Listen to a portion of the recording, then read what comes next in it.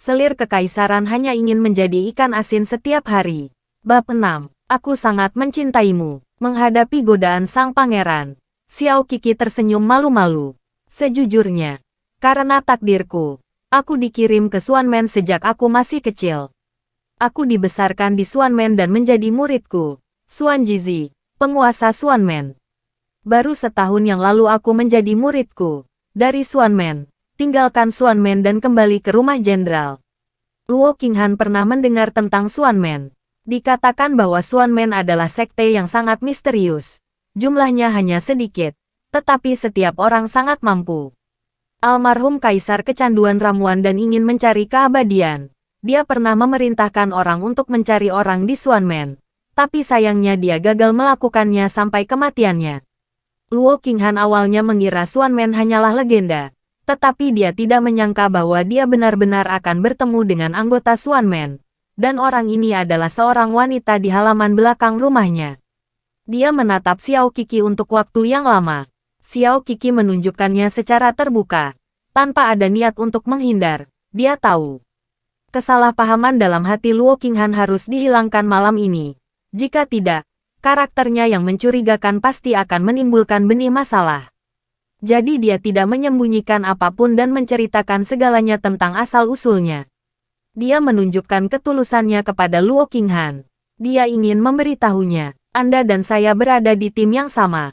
Setelah sekian lama, saya mendengar Luo Qinghan berbicara dengan suara rendah.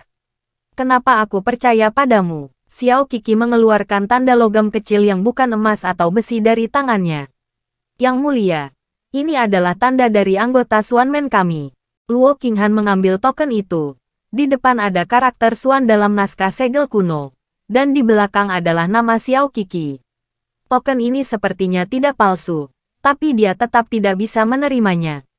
Wanita yang memegang pahanya di depannya sebenarnya adalah anggota Xuanmen.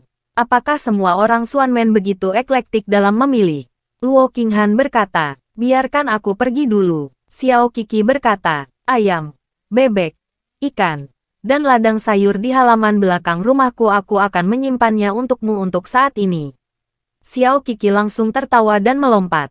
Yang mulia, Anda orang yang sangat baik. Saya sangat mencintaimu. Dia menunjukkan dua hati kecil dengan tangannya.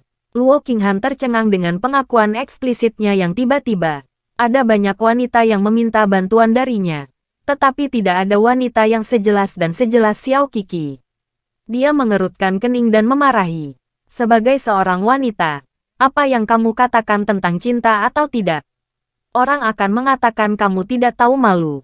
Xiao Qi meletakkan tangannya dan mengakui kesalahannya. Aku tidak akan memberitahumu tentang hal itu mulai sekarang. Luo Qinghan mengembalikan token itu padanya dan bertanya dengan tenang. Mengapa saya belum pernah mendengar Anda menyebut Xuanmen sebelumnya? Xiao Qi sangat polos. Karena Yang Mulia tidak pernah memanggil saya. Dan saya bahkan tidak dapat melihat Anda.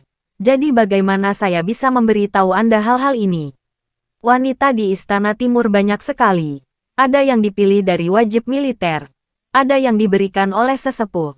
Dan ada pula yang diutus oleh orang kepercayaan. Luo Qinghan memberikan status dan kehormatan yang layak mereka terima kepada wanita-wanita ini. Tetapi dia jarang memanggil mereka.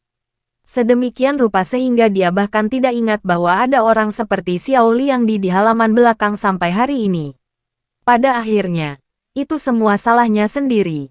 Luo Qinghan bertanya dengan tenang. Karena Anda adalah anggota Xuanmen, mengapa Anda masih berkomitmen kepada saya? Tidakkah menurut Anda terlalu berkualifikasi dan terlalu berkualifikasi? Saya kira tidak. Merupakan suatu kehormatan bagi saya untuk menjadi Yang Mulia Putra Mahkota. Ketika Xiao Qi mengatakan ini, senyum cerah muncul di wajahnya. Senyuman itu membuat Luo Qinghan terkejut. Meskipun dia tidak tahu mengapa Xiao Qi berpikir demikian, dia tahu bahwa dia mengatakan yang sebenarnya. Luo Qinghan awalnya menyiapkan banyak kata-kata menyelidik, tetapi dia tidak ingin mengatakannya saat ini. Bab 7. Kasih Karunia. Saya salah paham terhadap Anda hari ini. Anda dapat kembali ke Istana Qingge kapan saja. Setelah mengucapkan kata-kata ini, Luo Qinghan pergi tanpa menoleh ke belakang.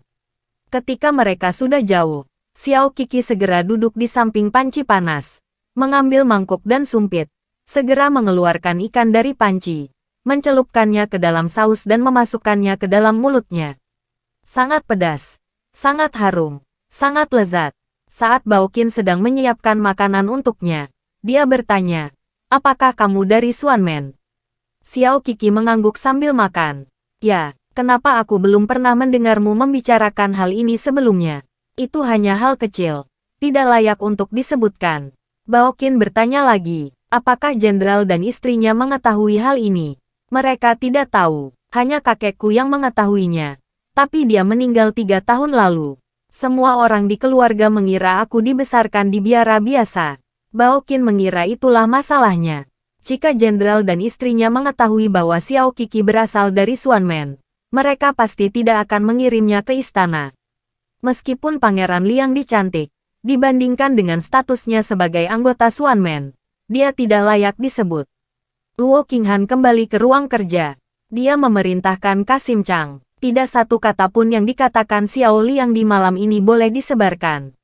"Di sini, aku akan mengirimi Xiao Liang di sesuatu besok sebagai kompensasinya." Di sini, Luo Qinghan membuka peringatan itu dan mulai membaca dari buku lokal. Sejak Luo Qinghan ditetapkan sebagai putra mahkota tahun lalu, Kaisar akan memberikan Luo Qinghan peringatan yang ditinjau setiap hari sehingga dia dapat belajar bagaimana menangani urusan pemerintahan. Dia begadang sampai tengah malam untuk membaca semua peringatan.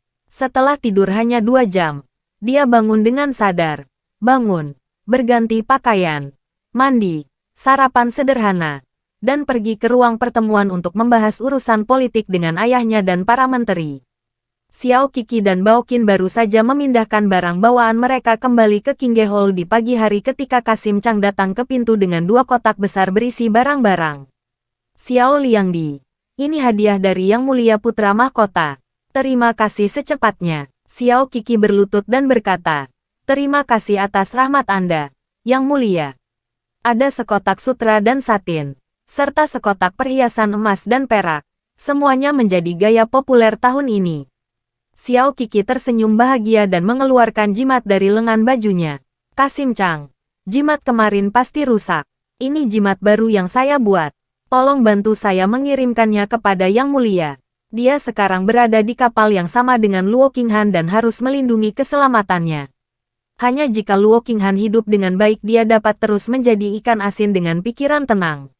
Kasim Chang mengambil jimat itu dengan kedua tangannya dan menyimpannya dengan hati-hati. "Jangan khawatir, Xiao Liangdi.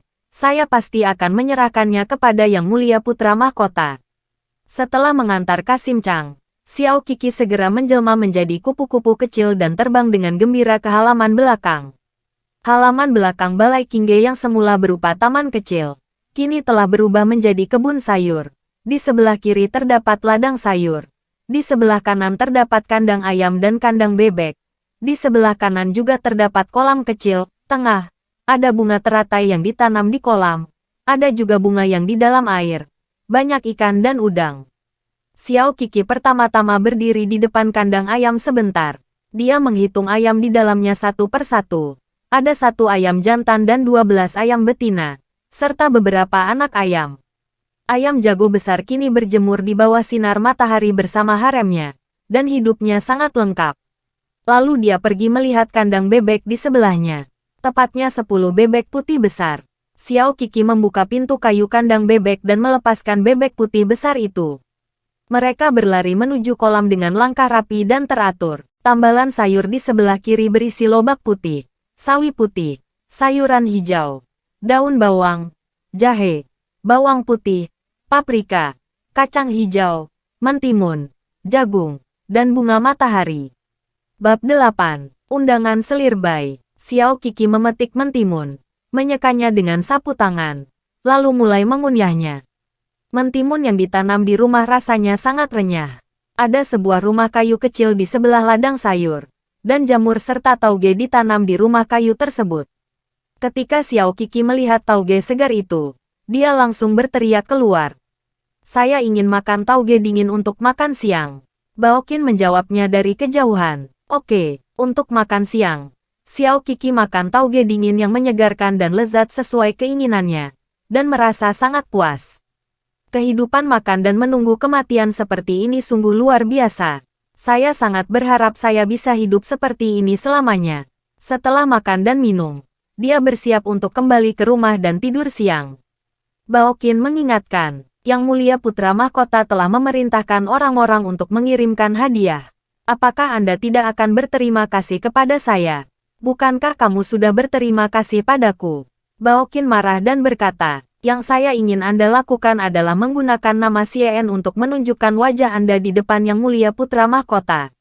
Meskipun Anda memiliki identitas Xuanmen, Yang Mulia tidak akan mengabaikan Anda. Tetapi jika kamu bukankah akan lebih baik jika kita bisa mendapatkan lebih banyak bantuan dari Yang Mulia Putra Mahkota? Sekarang tidak ada Putri Mahkota di Istana Timur. Hanya 2 selir.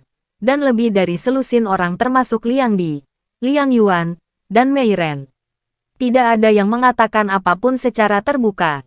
Tapi diam-diam mereka semua mendambakan posisi Putri Mahkota.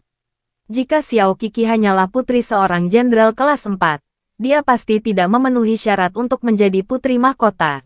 Tetapi dia masih berstatus anggota Xuanmen, yang berarti dia juga memenuhi syarat untuk bersaing memperebutkan Putri Mahkota. Namun, Xiao Qiki merosot di tempat tidur, memancarkan bau ikan asin yang menyengat di sekujur tubuhnya. Aku terlalu lelah untuk memperjuangkan kebaikan. Aku tidak bisa melakukannya. Sebaiknya aku tidur siang dulu. Setelah mengatakan itu, dia menutup matanya dan tertidur. Baoqin, meskipun dia sudah mengetahui sifat asin tuannya, dia masih merasa patah hati saat ini. Xiao Qiki tidur selama 1 jam penuh. Sementara Baoqin menunggunya untuk mencuci muka. Dia berkata, Selir Bai baru saja mengirim undangan, mengatakan bahwa akan ada pesta teh di Cui Mingxuan besok sore, dan dia ingin mengundangmu untuk minum teh dan menikmati bunga. Pesta teh. Bukankah ada banyak makanan enak? Mungkin, kalau begitu aku pergi. Baoqin benar-benar patah hati saat melihat betapa bersemangatnya dia. Pesta teh ini kemungkinan besar adalah jamuan makan orang Hongmen. Anda harus berhati-hati agar tidak menghalangi mereka. Tak satu pun wanita di harem ini yang sederhana. Xiao Qiki dipenjara di Menara Leng siang kemarin. Semua orang mengira dia sudah mati kali ini. Tanpa diduga. Hanya dalam 1 malam. Dia tidak hanya pindah kembali ke Qingge Hall, tetapi juga menerima hadiah dari pangeran. Kalian pasti tahu kalau pangeran terkenal dengan temperamennya yang dingin. Banyak sekali keindahan di Istana Timur, tapi tidak ada yang bisa menarik perhatiannya. Sekarang Xiao Qiki sedang naik turun seperti ini. Jelas dia telah mendapat perhatian dari Yang Mulia Putra Mahkota. Bagaimana ini tidak membuat orang iri? Selir Bai menyerahkan undangan tersebut kali ini. Mungkin karena alasan lain. Baoqin bisa memikirkan hal ini. Begitu pula Xiao Qiki. Tapi sebagai ikan asin, dia terlalu malas untuk membuat rencana dengan wanita-wanita itu. Jika seseorang mengajaknya makan makanan enak, dia akan pergi. Makan gratis. Bagaimanapun, dengan keahliannya, gabungan semua wanita di Istana Timur bukanlah tandingannya. Luo Qinghan sibuk sampai malam sebelum kembali ke Istana Timur. Dia makan sendirian seperti biasa. Jelas ada banyak wanita cantik di halaman belakang. Tapi dia tetap bersikeras untuk hidup seperti seorang petapa, menahan hasrat ualnya. Setelah dia selesai makan malam, Kasim Chang menyerahkan jimat dengan kedua tangannya. Yang Mulia, Xiao Liangdi meminta pelayan ini untuk menyerahkannya kepadamu. Bab 9. Wanita di Istana Timur. Ujung jari Luo Qinghan dengan lembut mengusap jimat itu. Dan wajah tersenyum cerah Xiao Qiki muncul di benaknya. Dia memasukkan jimat itu ke dalam kantong yang dibawanya. Apa yang dilakukan Kaisar Xiao Liang hari ini? Kasim Chang menjawab dengan jujur. Dia pindah kembali ke Aula Qingge pagi ini. Dan dia telah tinggal di Aula Qingge sejak itu dan tidak pernah keluar lagi. Ngomong-ngomong, pada sore hari, Selir Bai mengirim seseorang untuk mengirim undangan ke Xiao Liang di saya ingin mengundangnya ke pesta teh besok siang. Luo Qinghan tampak berpikir, Kasim Chang mengira pangeran akan bermalam di Qingge Hall malam ini. Namun, Luo Qinghan tidak berkata apa-apa dan pergi ke ruang belajar lagi. Sore keesokan harinya, Xiao Qiki membawa Baoqin ke Cui Mingxuan. Dalam perjalanan, Baoqin terus mengomel seperti seorang ibu tua yang menyekolahkan putrinya yang konyol. Saat kamu bertemu Selir Bai nanti, Kamu harus memiliki sikap yang lebih baik. Jangan mengatakan apapun yang tidak boleh kamu katakan. Jika apa yang dikatakan pihak lain membuatmu tidak bahagia, tersenyumlah saja. Jangan membalas, dan berpura-pura bodoh. Itu saja. Selir Bai adalah seorang selir, dengan pangkat lebih tinggi darimu. Dan ayahnya adalah putra mahkota. Dan putra mahkota sangat sopan padanya. Bahkan jika kamu tidak menyenangkannya, cobalah untuk tidak menyinggung perasaannya, dia. Xiao Qi menguap. Saya tahu, di depan adalah Cui Mingxuan. Bao Qin secara khusus membantu Xiao Qi merapikan rok dan rambutnya untuk memastikan dia terlihat sempurna. Dan kemudian memberi isyarat oke. Gerakan ini adalah sesuatu yang pernah dilakukan Xiao Qi pada Bao Qin sebelumnya.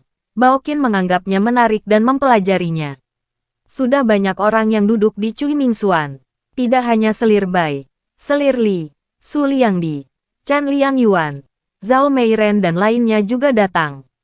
Hampir selusin selir di halaman belakang Istana Timur telah tiba. Mereka berlutut dan duduk di atas bantal empuk secara berurutan. Dengan berbagai minuman melon dan buah-buahan diletakkan di meja rendah di depan mereka. Xiao Qi maju bersama Bao Qin dan berlutut untuk memberi hormat. Selir Bai dilahirkan dalam keluarga terpelajar dan terlahir cantik dan anggun. Sayangnya, kesehatannya tidak baik. Dia akan jatuh sakit setiap 3 hari atau lebih, membuat seluruh tubuhnya memiliki temperamen yang lemah. Justru karena perasaan lemah dan tidak berdaya inilah, keinginan protektif hewan jantan lebih mudah dirangsang. Dia tersenyum dan berkata pada Xiao Qi, "Duduklah, saudari." Xiao Qi berjalan ke kursi kosong di sebelahnya dan duduk. Matanya langsung tertarik dengan minuman melon dan buah-buahan di depannya. Hal-hal ini terlihat lezat. Bulu gelombang telan dengan tenang. Melihat dia menatap minuman melon dan buah-buahan di atas meja, Selir Bai berkata sambil tersenyum. "Ini adalah makanan ringan yang saya siapkan untuk semua saudari. Kalian semua harus mencoba untuk melihat apakah itu enak." Xiao Qi segera mengambil sepotong roti, memasukkannya ke dalam mulutnya dan memakannya. Dia dengan tulus memuji. "Enak." Bao Qin, yang menunggu di sebelahnya, menghela nafas. "Menurutmu apa yang tidak enak?"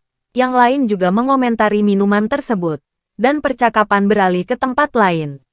Sebagai satu-satunya wanita di sini yang bisa sejajar dengan Selir Bai, Selir Li memiliki lebih sedikit keraguan saat berbicara dibandingkan yang lain, dan postur tubuhnya lebih santai dan alami. "Saya mendengar bahwa saudari Bai sakit lagi kemarin. Bukankah Yang Mulia Putra Mahkota pergi menemui Anda?" Ketika yang lain mendengar ini, mereka semua berhenti. Selir Bai sepertinya tidak mendengar ejekan dalam kata-kata ini, dan masih tersenyum lembut. "Saya hanya sedikit tidak nyaman. Saya akan baik-baik saja setelah tidur. Mengapa Yang Mulia harus pergi ke sana secara langsung?" Chan Liang Yuan biasanya sangat dekat dengan Selir Bai, jadi dia langsung menjawab setelah mendengar ini. "Ya, Yang Mulia Putra Mahkota memiliki banyak hal yang harus dilakukan dan sangat sibuk. Dia tidak bisa berlari ke halaman belakang sepanjang hari. Bukan hanya saudari Bai, tetapi juga saudari-saudari kita sudah lama tidak bertemu Yang Mulia Putra Mahkota. Waktu."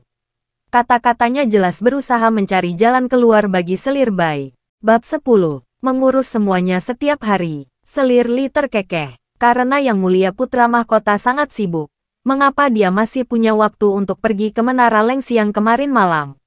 Setelah mengatakan itu, dia sengaja melirik Xiao Qi. Xiao Qi asyik makan dan tidak menerima informasi apapun dari mata Selir Li. Selir Li sangat marah. Orang bodoh ini. Dia sedikit meninggikan suaranya. "Saudari Xiao, apakah kamu mendengarkan kami?" Xiao Qi mengangkat kepalanya dari melon dan teh buah dan melihat sekeliling dengan pandangan kosong. Selir Bai melihat ini dan tersenyum lembut. Sepertinya Sister Xiao tidak mendengarkan. Xiao Qi sebenarnya tidak mendengarkan sama sekali. Dia masih mendengar isi umumnya. Dia hanya tidak begitu mengerti untuk apa wanita-wanita ini tiba-tiba memanggilnya. Apakah karena dia berharap dia bisa ikut mengobrol? Benar. Karena dia memakan makanan ringan melon dan buah milik Selir Bai. Dia harus membantu menghangatkan tempat itu. Xiao Qi berpikir kembali dengan penuh perhatian. Mereka sepertinya baru saja menyebutkan Yang Mulia Putra Mahkota, dan juga menyebutkan pengelolaan segalanya sehari-hari. Xiao Qi bertanya dengan serius. Siapakah Li Wanji? Mengapa Yang Mulia ingin mengungkapnya? Selir Bai, selir Li, sekelompok selir. Baoqin hampir berlutut untuknya. Nona tertua saya, lihat apa yang Anda katakan. Setelah lama terdiam, selir Bai berbicara dengan susah payah untuk memecah kesunyian. Hari ini agak berangin. Chen Liang Yuan setuju dengan datar. Ya, anginnya terlalu kencang. Saya tidak mendengar apapun sekarang. Selir Li dengan cepat mengganti topik pembicaraan. Saya mendengar Yang Mulia Putra Mahkota hampir terluka saat berburu. Topik ini langsung menarik perhatian semua orang. Mereka tidak sabar untuk menghapus kata-kata harimau dan serigala dari ingatan mereka. Dan secara kolektif mengabdikan diri untuk diskusi dengan topik pangeran hampir terluka. Apakah kamu tahu apa yang terjadi? Saya mendengar bahwa kuda itu ketakutan dan menjatuhkan Yang Mulia. Yang Mulia bisa selamat dan sehat seperti ini. Dia benar-benar diberkati. Berikut ini adalah berbagai sanjungan semua orang terhadap Yang Mulia. Xiao Qi tidak bisa berkata apa-apa. Jadi dia dengan senang hati terus makan. Saat ini, nyanyian Kasim terdengar dari luar. Yang Mulia Putra Mahkota telah tiba. Semua selir tidak menyangka pangeran akan datang. Dan mereka semua sangat gembira. Mereka memeriksa penampilan mereka secepat mungkin dan memastikan kecantikan mereka dari ujung kepala sampai ujung kaki. Luo Qinghan melangkah ke Cui Mingxuan. Dia mengenakan gaun biru lengan panjang hari ini. Angin bertiup dan pakaiannya berkibar. Ditambah dengan wajahnya yang dingin dan tampan. Dia memiliki temperamen halus yang dapat berubah menjadi peri kapan saja. Dia terlalu cantik untuk terlihat seperti seorang makhluk hidup. Selir Bai dan selir Li maju bersama sekelompok selir untuk memberi penghormatan. Saya memberikan penghormatan kepada Yang Mulia Putra Mahkota. Ada lebih dari 10 wanita cantik di halaman belakang Luo Qinghan, mulai dari gemuk hingga kurus. Dan ketika dia berada di antara kelompok burung pengicau dan burung layang-layang ini, dia seperti seorang biksu tampan yang secara tidak sengaja memasuki gua goblin. Semakin dia duduk diam, semakin dia ingin pakaiannya dilepas. Luo Qinghan bertanya dengan ringan, "Apa yang baru saja kamu bicarakan?" Kecuali Xiao Qi, semua selir membeku serentak. "Apa yang kita bicarakan? Kita berbicara tentang mengapa Anda ingin mencari nafkah." Selir Bai terbatuk 2 kali dan berkata dengan suara lembut, "Kami baru saja membicarakan tentang bagaimana Yang Mulia Putra Mahkota hampir terluka saat berburu." Nada suara selir Li penuh kekhawatiran. "Kami semua mengkhawatirkan keselamatan Yang Mulia." Selir lainnya mengangguk setuju. Ya, Yang Mulia harus menjaga dirimu sendiri." Selir Bai terbatuk 2 kali lagi, seolah dia merasa sangat tidak nyaman. Luo Qinghan memandangnya. "Apakah kamu sakit lagi?" Guoli telah membuka buku baru lagi. Buku itu berguling-guling di lantai, meminta untuk dikumpulkan dan diberi makan. Bab 10 selesai, nantikan sambungan bab seterusnya.